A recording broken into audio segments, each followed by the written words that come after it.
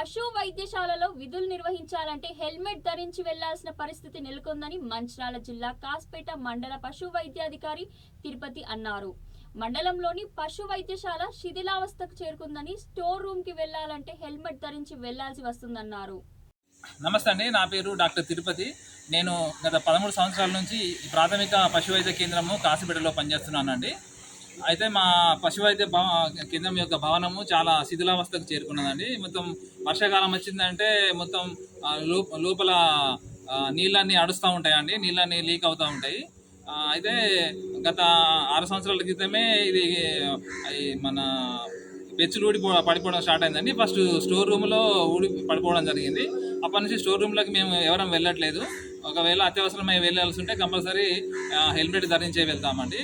ఎందుకంటే ఆ పెచ్చులు ఊడి ఎప్పుడు పడితే తెలియదు, ఇది ప్రాణానికి ప్రమాదం కాబట్టి నేను మా సిబ్బందికి కూడా అదే జాగ్రత్తలు చెప్తా. ఈవెన్ నేను కూడా లోపలికి వెళ్ళినా మేము హెల్మెట్ ధరించే వెళ్తామండి. అయితే నిన్న కూడా చాలా పెద్ద ప్రమాదం తప్పిందండి. మా అటెండరు నా రూమ్లోకి వెళ్ళి కిటికీ డోర్స్ తెరిచి ఇట్లా బయటికి వచ్చారండి. బయటికి రావడంతో పెద్ద సౌండ్ వచ్చింది.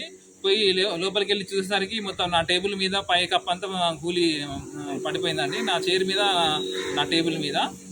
ఇట్లాంటి ప్రమాదకర స్థితిలో నుంచి మమ్మల్ని మేము కాపాడుకోవడానికి మేము హెల్మెట్ ధరించి విధులు నిర్వర్తించవలసి వస్తుందండి లోపల.